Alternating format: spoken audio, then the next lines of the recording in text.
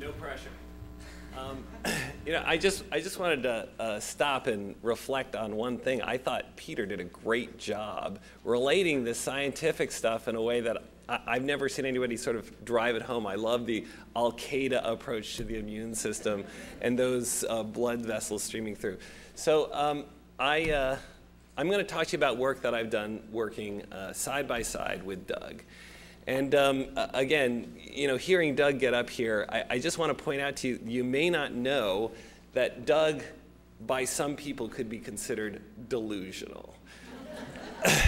Doug has this idea in his head that he's not only going to be working on treatments for MS, he's going after the treatment that is probably the closest thing going to, long-term remission or sort of maybe a step before a cure to MS. So he's not content with just, let's see if we can combine a couple of things. He's going for the big kahuna here. And that is, of course, one of his distractions, because in his spare time, he does that. And the other thing he's working on is this idea that he's going to convince these stem cells to rewire and this is sort of what he spends most of his time thinking about, rewire and help people who have lost disability. Again, delusional, right? I mean, he's going for the big money here, get people up and moving. So I think that really the point here is that it's really the grandeur of Doug's delusions that impresses me the most. So today I'm going to talk to you about another one of his side projects, pet projects, which is the work that we've been doing together to understand depression as it started off, but what it has told us about transverse myelitis and the causes of TM. So this sort of says a journey from mind to brain to mind.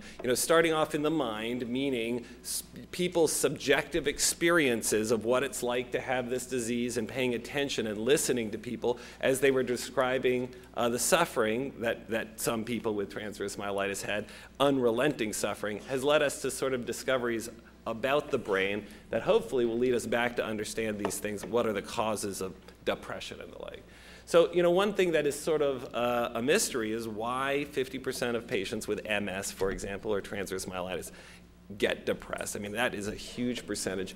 So, not to be content and say, well, it just happens. There's got to be a method. There has to be a method to that effect. There must be something that drives it.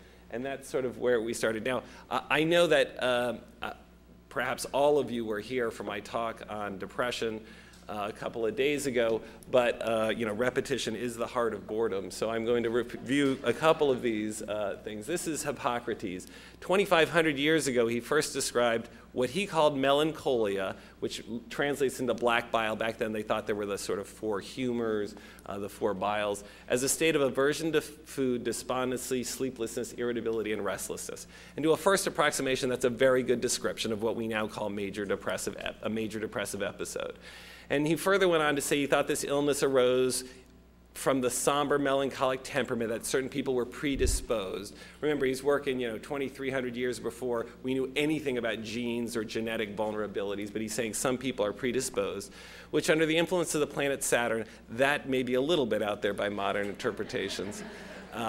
Although it's funny, someone came up to me after a conference once and said, in India, Saturn is actually an evil omen, and I didn't know this, so maybe there is something to the Saturn.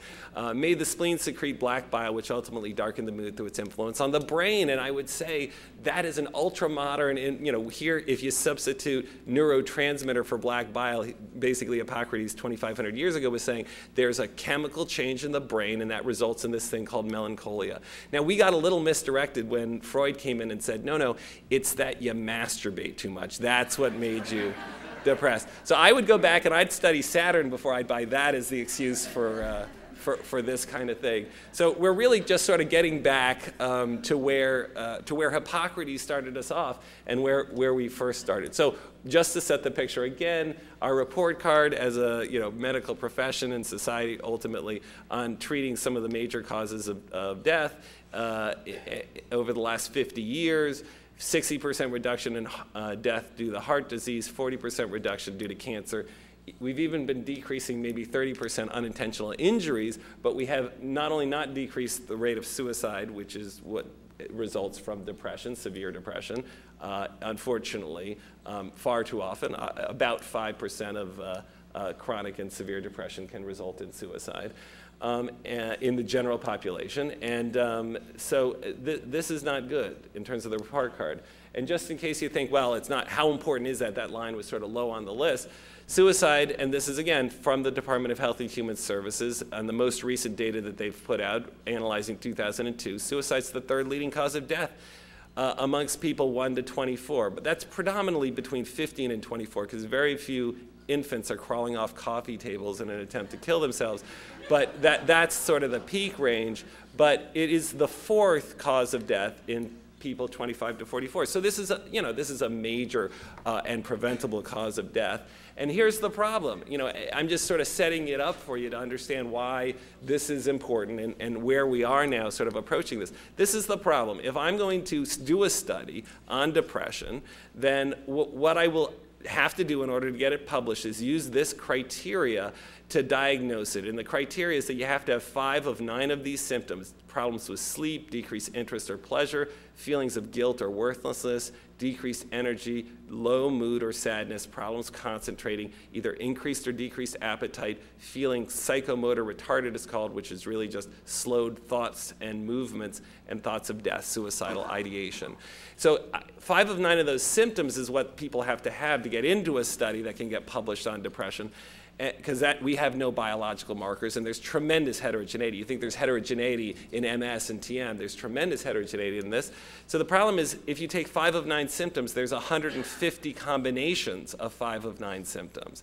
So you're going to then have the situation where, to do a study, you're going to enroll people who all have a potential to have 150 different symptom combinations that they're presenting with. And this is the absurdity of it, is that there may be 2 people in the study who share only a single symptom. Decreased interest here, decreased interest here, but they differ in the other 4 of the 5 symptoms. And they're both called depression, and they both get into your study. And you could see it's sort of like saying, I want to see if antibiotics are really good. I've got this brand new antibiotic. I think it's going to cure pneumonia. So you go out and you say, okay, we're enrolling anybody who's coughing. Let's give it to anybody who coughs. And obviously, it's not going to do anything for someone who's just choking on their glass of water when you happen to be looking around the room and enrolling people, or people who have asthma or other causes of coughing. And so that's why it has been very hard, I think, to make progress on this problem. So then, why look at autoimmune diseases like MS and TM? Because that's where as Willie Sutton said, why rob banks? That's where the money is. And the idea behind this is that these conditions presumably have such a strong biological cause that most, if not everybody, who gets depressed is getting depressed for this reason, okay? Not because they happen to be, just because they have a family history, because you don't need that. That won't predict whether you get depressed. Not just because, they're having a hard time or what have you, but because they probably all share a common biological drive for it. So you can see that you could presumably make more progress this way. So this is MS, and again, we talked about the incredibly high rate, up to 5-fold greater than the general population is the rate of depression, and also a fairly high rate of cognitive impairment. Trouble, not really remembering things as well, forgetting numbers and those kinds of things. And that can be of varying severity. So as we reviewed 2 days ago, depression's common. There's a considerable morbidity and mortality associated with it, and it doesn't correlate with disability. And it seems to be that during periods of immune activation, that's when it gets going. And so I was, thinking that's where the money is. That's what we really should be studying. And then Doug comes to me and he says, Adam, I really want you to come work with me. I'm doing stuff in the Transverse Myelitis Center. I just started it again, another delusion of grandeur. He's going to start the world's only Transverse Myelitis Center. And he says, but look, these people are really depressed. And I said, Doug, look, whatever controls depression, it's not in the spinal cord. It is in the brain somewhere, and I know that Doug's favorite organ is the spinal cord, but I'm not going to, just believe that depression is because there's some regulation here in the spinal cord. But he says, well, I really think, though, that these people are suffering. Even if they're not depressed, can you come help? So I said, yeah, I'm happy to come help, Doug.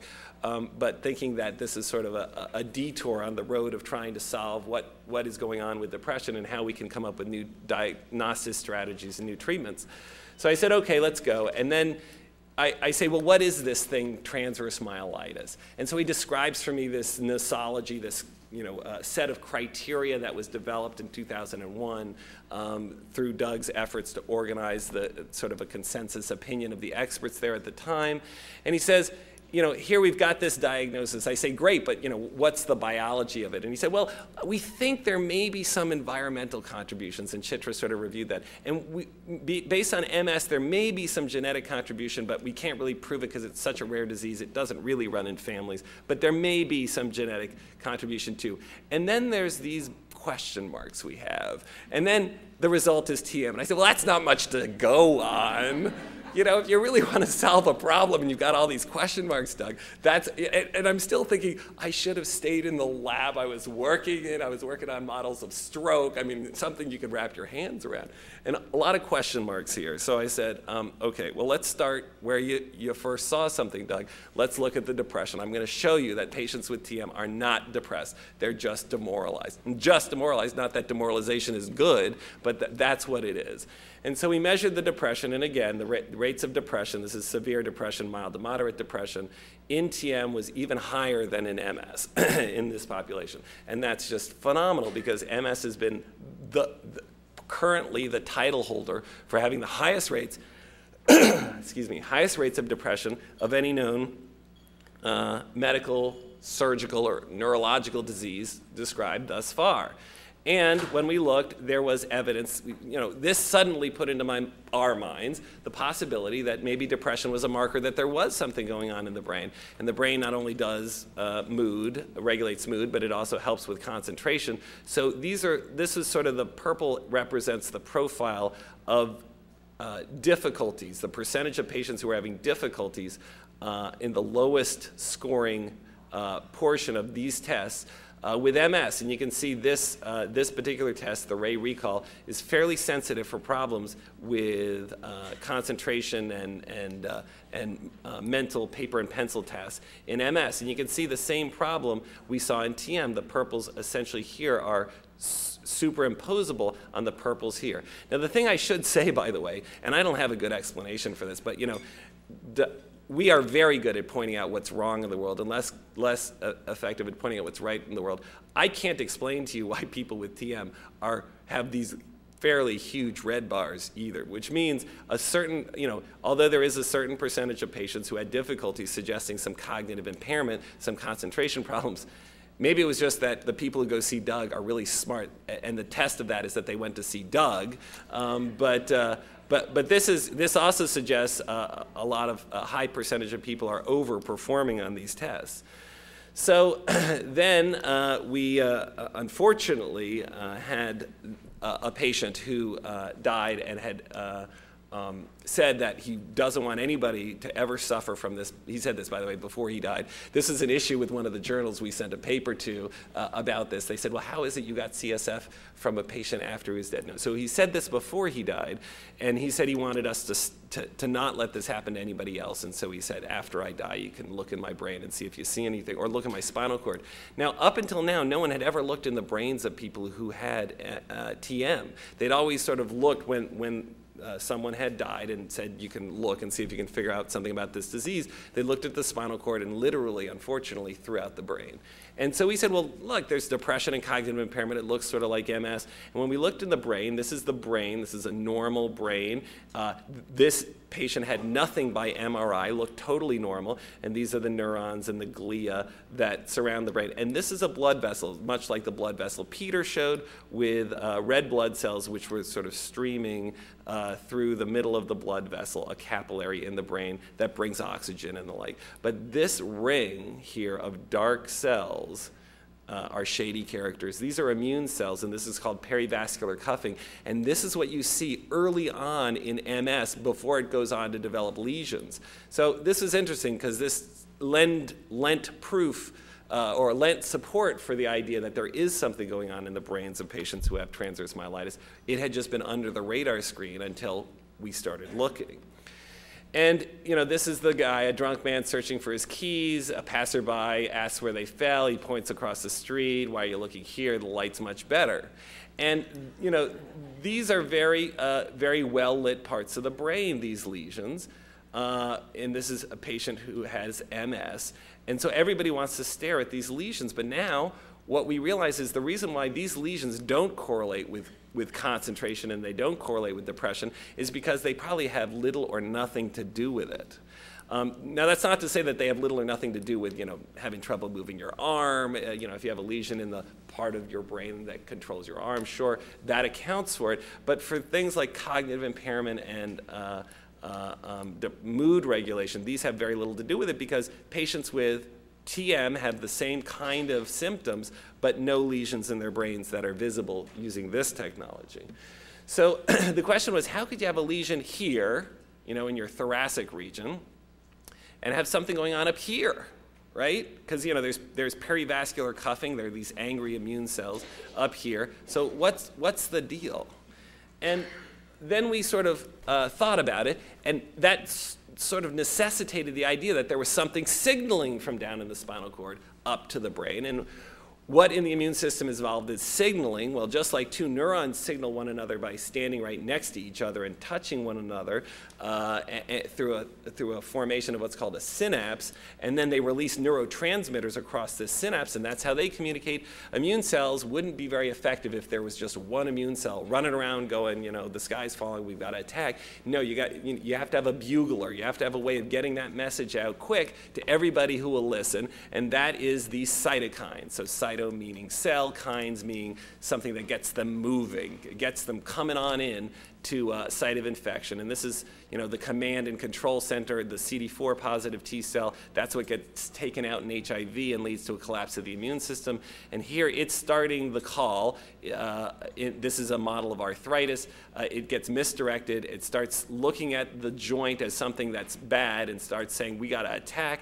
And the way it attacks is it recruits these things called macrophages and other immune cells to start releasing these things called cytokines. These are particularly pro-inflammatory cytokines, and they are the ones that go off and cause the damage in arthritis. So in fact, some of the novel and modern treatments block these cytokines and have had a great impact on improving things in arthritis.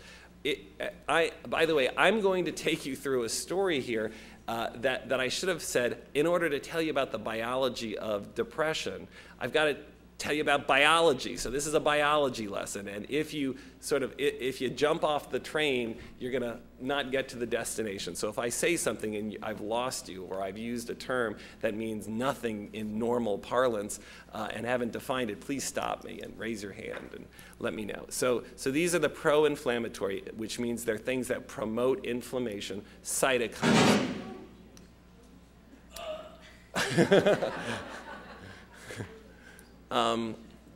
Everybody okay? Okay, good. Yesterday the fire alarm was going off, so maybe there is something to this Al-Qaeda thing that when you talk about the immune system, be afraid. So here's these pro-inflammatory cytokines, the ones that cause all of the problems, or many of the problems, most of the problems in arthritis. And they have this complex interplay. They talk to one another. Again, in order to coordinate what they're doing and coordinate what goes on in the immune system, they regulate one another. And this thing called TNF-alpha stimulates IL-6, and IL-1 stimulates IL-6. But IL-6 is, the immune system is much smarter than we are. It knew 100,000 years ago that in order to have whenever you have a gas pedal, it's no good if you buy a car and it just has a gas pedal, right? You need a car that has a brake somewhere. And so here's the brake for the immune system, which is IL-6. And the way it brakes is the solid arrows means it turns it on, dotted arrow means it turns it off. IL-6 turns on steroids. The brain makes steroids. So when you go to the hospital and they give you steroids, we're just doing exactly what your body does, which is when the immune system gets overactivated, IL-6 causes these steroids to be produced, which was interesting because it is known patients with depression make too much too high a level of steroids. And it's also interesting that catecholamines, which are the fight and flight neurotransmitters of the central nervous system, of the nervous system in general, also control IL-6. So this was a way in which stress, through the fight and flight pathway, could regulate IL-6. And also IL-6 had some effect on something that was affected in depression. So we then went and we said, well, let's think about this. Is there any role to be seen for cytokines in depression? And in fact, there was years of research that no one had sort of thought about in the context of TM. But there was years of research to say if you give these cytokines to animals, they sort of look depressed. It's hard to get a real sense of what a mouse is feeling on a particular day. How do you feel about this maze? And so it's a little bit hard to get that. But what they do is they're not interested in socializing. They're not interested in having sex. They're not interested in getting rewards or pressing the lever for sweets. So it sort of resembles the symptoms of depression. If you give cytokines to humans, they get depressed.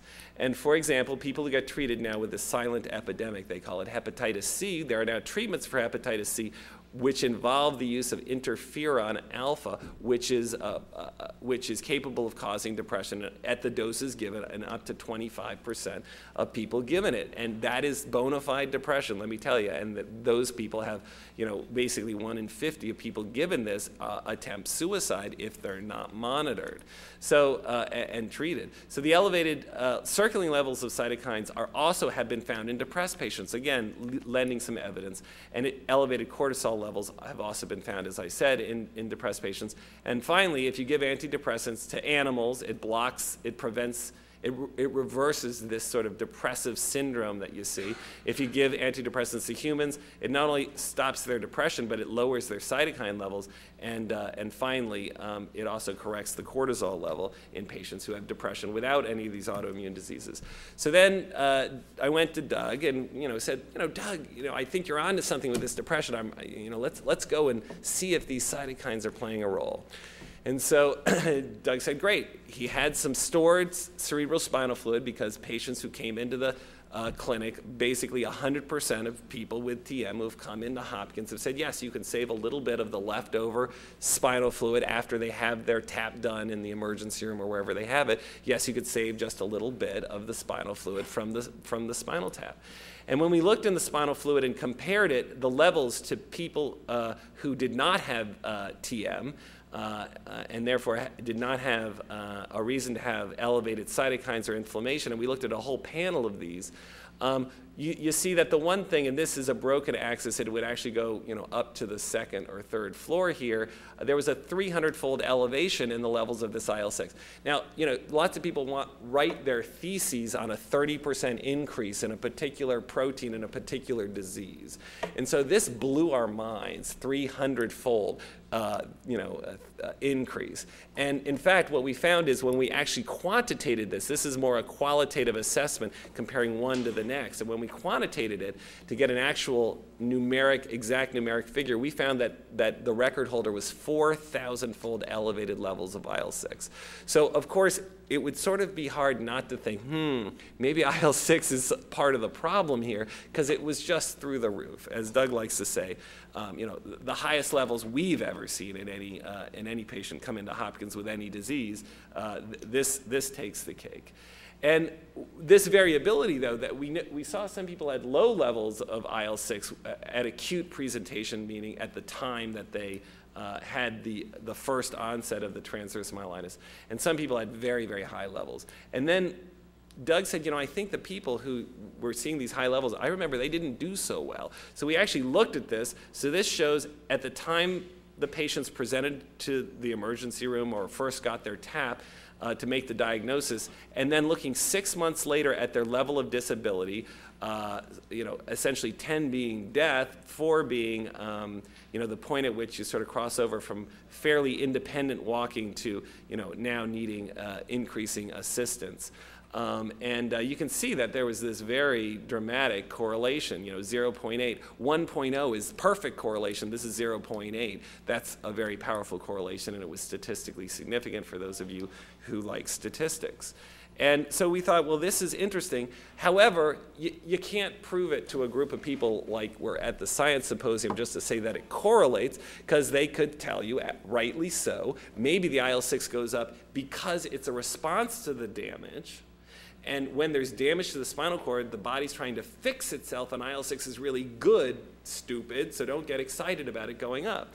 So what we need to do is prove that it was causative in injury in transverse myelitis. And in biology, the way you prove that is you show something is necessary and sufficient. So, for example, if we thought that the spinal fluid, which does, from patients with transverse myelitis, does cause damage when you take it and put it on rat spinal cords, it's lethal. I mean, it kills cells, just like it kills cells in patients with transverse myelitis.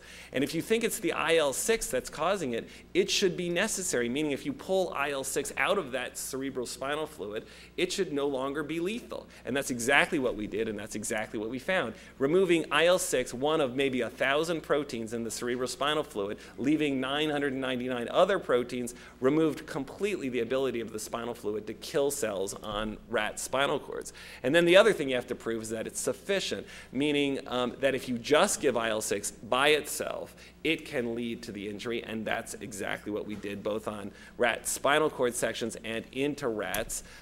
Spinal cords, a tube was placed into their spinal cord, and IL-6 was dribbled into that tube, and they developed what looks, for all intents and purposes, like rat TM.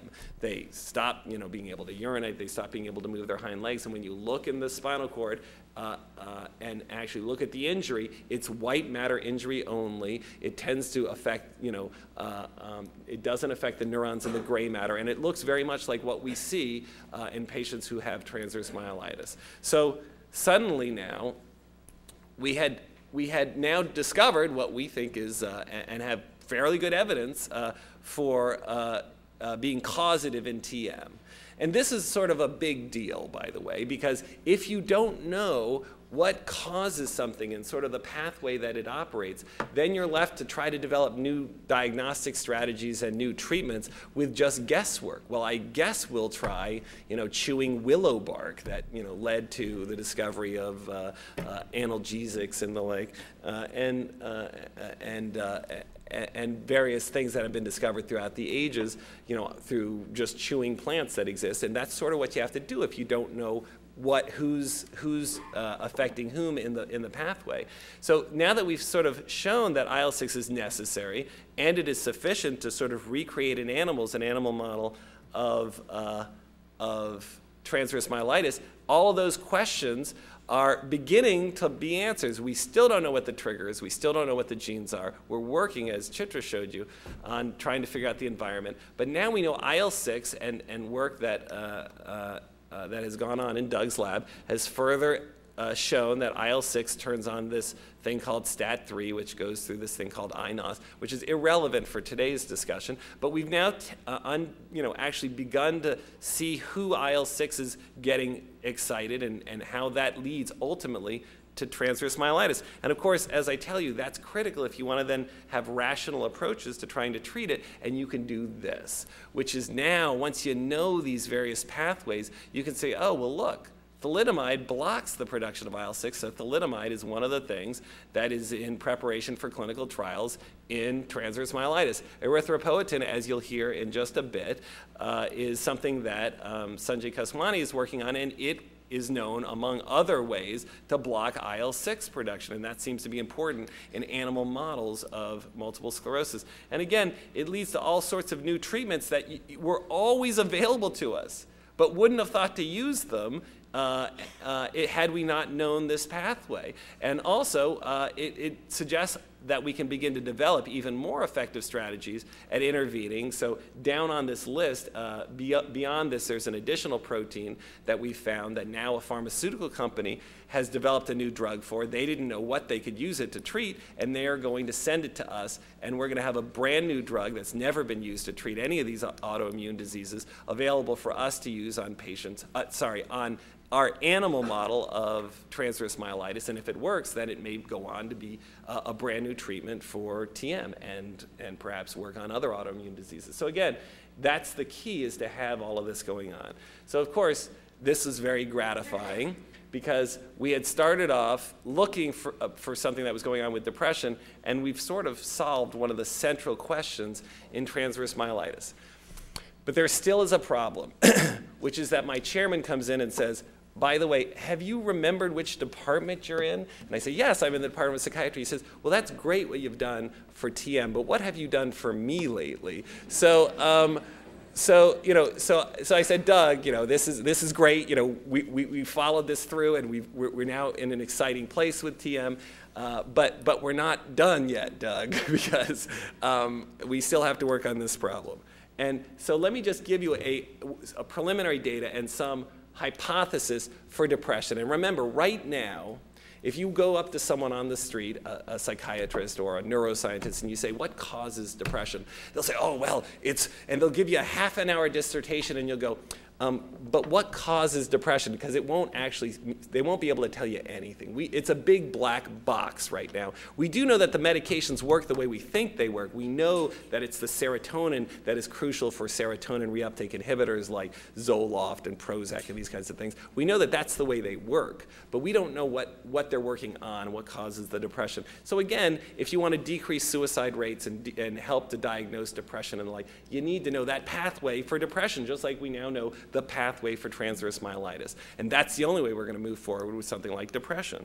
So, so then the question is where to go. Well, the first thing that sort of occurred to us was this is called the hippocampus. So this is a brain, a human brain, where the front half has been cut away, and you're looking sort of at what would be left if you cut right down the middle and just looked at the leftover half from the middle of the brain. And this is actually called the limbic system. So this is believed for many decades to be critically involved in regulating emotion. So whatever does control mood is probably going to involve these yellow organs, yellow portions of the brain. And this is the hippocampus. And I'd forgotten that this was considered involved in emotion, because pretty much everybody nowadays is very excited about the hippocampus as the place in which concentration and memory occurs. And I'd sort of forgotten that it perhaps played a role in mood regulation that would put it in a place that it could potentially be of interest in this story. And now the other thing I have to just teach you briefly, take a second, about the hippocampus is it is one of two places only in the brain that continues to make new neurons throughout the life of us, okay, and any mammal. And it used to be, I'm wrapping it up. This is flashing for you, isn't it? You're sort of watching me go in this red. So the hippocampus is one of the few places that produces new neurons throughout our entire life. And the question is, of course, why? Why is the hippocampus such a crucial place that it is one of two places in the brain in which nature has seen fit to create this situation? And the one thing we know, interestingly enough, is that depression leads the hippocampus to shrink. Well, why is it shrinking? It may be shrinking because new neurons aren't being produced. That's one possibility. And also antidepressants, when you give animals antidepressants, you can actually show that it leads to new hippocampal neuron formation. Neurogenesis means the creation, genesis of new neurons. And these new neurons begin to be created 1 to 2 weeks after you start the therapy, which is interesting because it takes 1 to 2 weeks for the antidepressants to kick in. Maybe that explains why there's a delay. So if new hippocampal neurons are blocked, if you block this production of new hippocampal neurons in animals, antidepressants no longer have their effects. So this again suggests that this is important. The role of these new neurons being produced in the hippocampus seem to be important in regulating mood from this evidence. So we said, well, let's look. And so we looked at rats into which we've infused just saline, normal saline. It's a placebo effectively in this experiment. And all of these arrows are pointing at new neurons that are being produced because, these animals, like us, produce new neurons every day throughout their lives. But when we gave them IL-6, you see it completely shut down the production of new neurons. So this IL-6 is a bad player for the spine. Interestingly, it doesn't kill neurons in the brain. When we've given high doses to the brain, we don't see it killing neurons like it does in the spine. It does this much more subtle thing. It prevents the production of new neurons. And so essentially now, if you walked up to me on the street, I might not be right, but I could describe this as a plausible mechanism through which depression is occurring, which is for some reason the immune system recognizes the body as being something foreign when it shouldn't. It gets overactivated. It leads to inflammation that produces IL-6, this pro-inflammatory cytokine. That then increases cortisol. That's the brake, which is good, but the problem is that IL-6, stress, and cortisol all have been shown to block the new neuron formation in the hippocampus, in which case you then get shrinkage of your hippocampus, and then you've got depression and cognitive impairment. On the other hand, if you use antidepressants, they've been shown to block the shrinkage of the hippocampus and lead to the production of new neurons. That has been shown in other labs to be the case, and that leads to mood regulation. So this may not be right, but at least now we have a testable hypothesis, and if this does turn out to be right, we have all sorts of new strategies that we can begin to treat.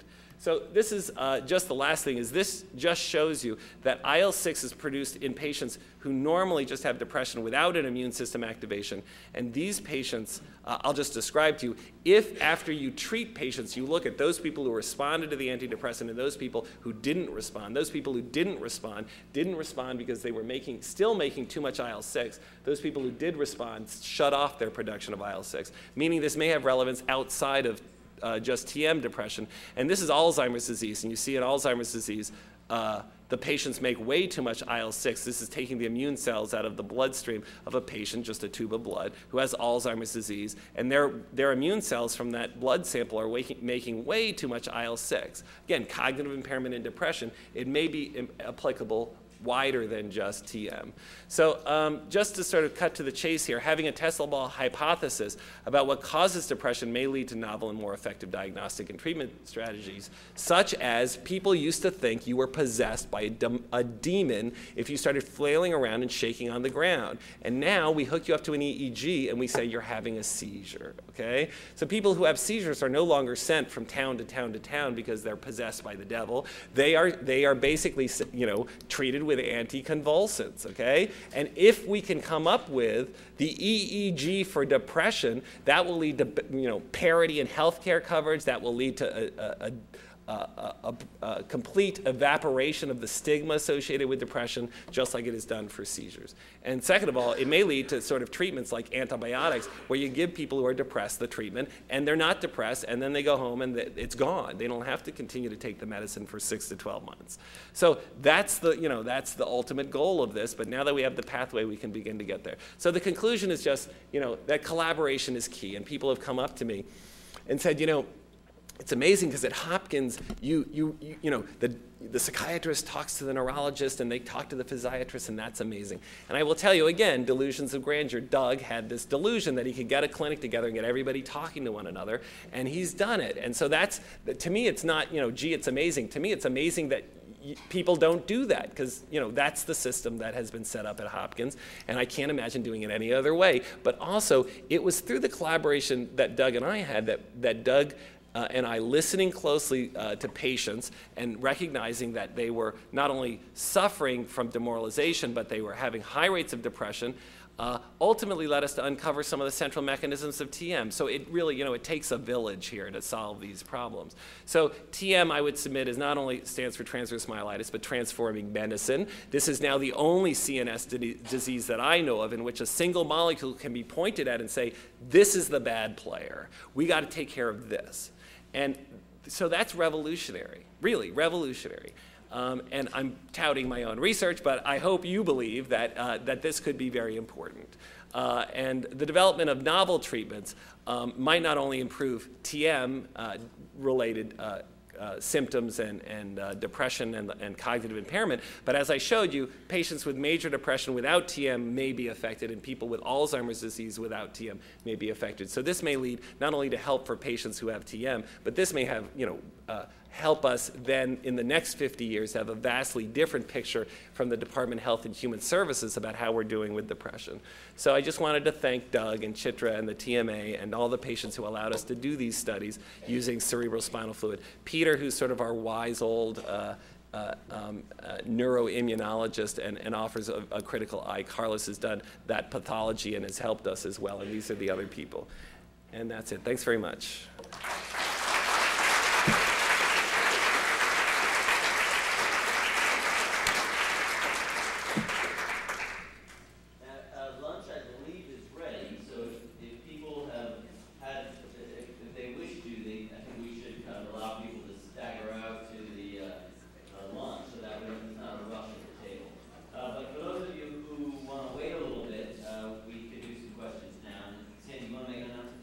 Quickly before you leave, if you are from Virginia,